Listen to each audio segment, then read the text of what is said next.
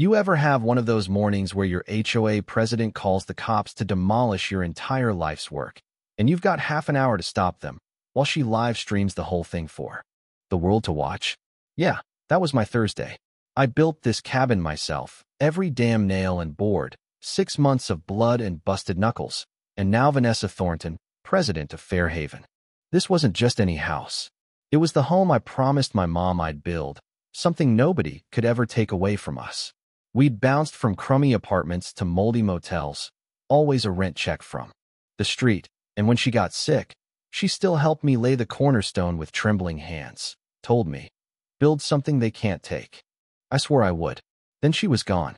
Cue the crunch of gravel, white SUV, HOA logo, and Vanessa in all her glory, 58, tan as a suitcase, clutching a clipboard like she'd smack me with it if she could. She'd brought backup too.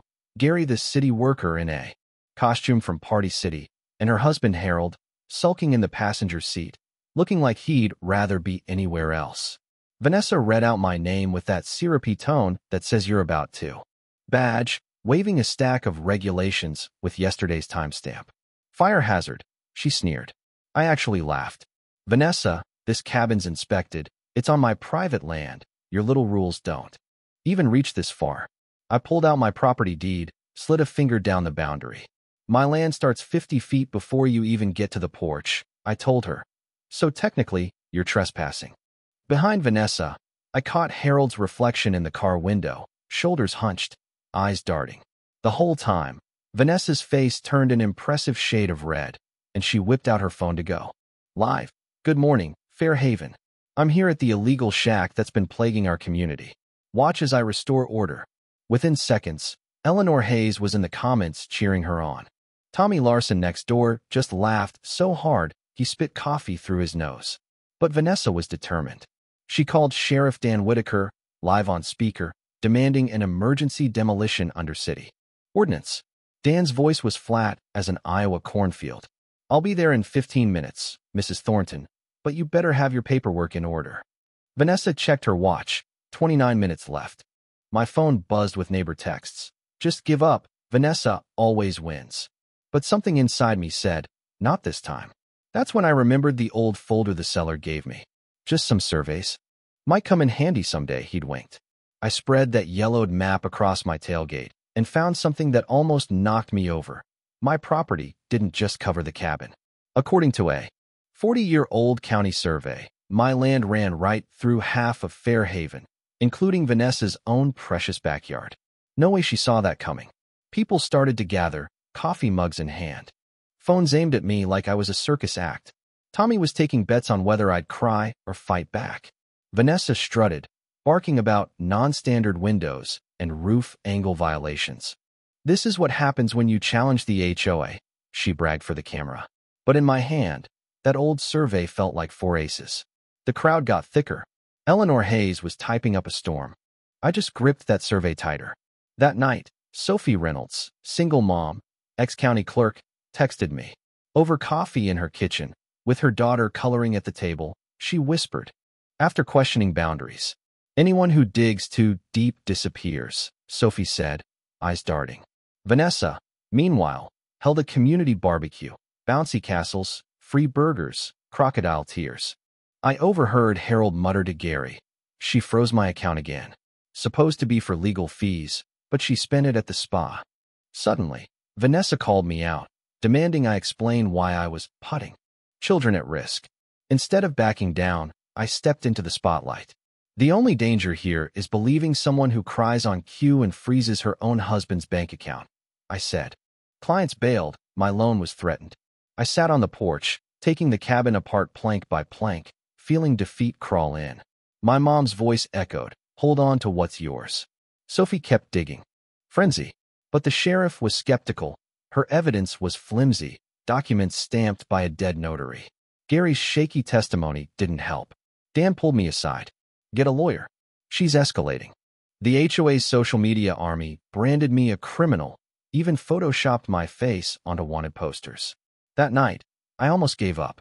But then, another text. Check your security cam. Pause at 2:13 p.m. There was Vanessa, paying Gary cash, mouthing planted in his truck. I had her. Harold met me at a 24-hour diner, handed over a thumb drive, years of receipts, emails, even a recording of Vanessa, threatening the surveyor in a nursing home. She controls everything, Harold said, but I can't let her destroy another family. He told me about the plan to frame me for a break-in Gary would smash. The footage. Vanessa's story unraveled fast. Sophie found even more. Fairhaven was built on triple-sold parcels. My deed referenced all the legit surveys.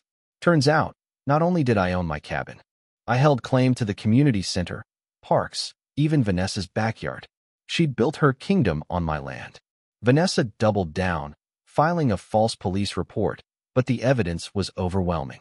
She tried to project old footage of me breaking in, but the date was wrong, and Gary's boots gave him away. At the emergency meeting, Sophie played video of Vanessa slapping her. Eleanor Hayes, shaking but proud, and confessed everything. The planted drugs, poisoned koi pond, frozen accounts, all of it. The board voted Vanessa out. The sheriff led her away for fraud and harassment. Stunt, accused me of running a drug ring on the Fairhaven blog, called in emergency demolition thugs to burn the cabin. But the whole neighborhood showed up as a human shield, Tommy live streaming. Fairhaven's Freedom Festival, as the goons were arrested. Even Gary confessed to everything. Eleanor Hayes, once Vanessa's sidekick, handed me a drive with hours of footage, Vanessa incriminating herself over and over.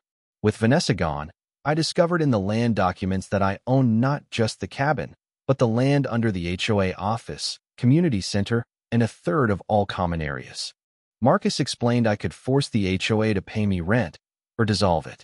Instead, I offered to lease the land to the new resident-run community group for $1 a year, with one rule: nobody gets forced out. For aesthetic violations, the whole place cheered. Sophie became the new president, Harold handled finances, Eleanor ran the welcome committee for real this time, and Tommy turned into the digital mayor. Fairhaven actually became a community again. Food trucks, bands, neighbors talking, even the exiled families coming home.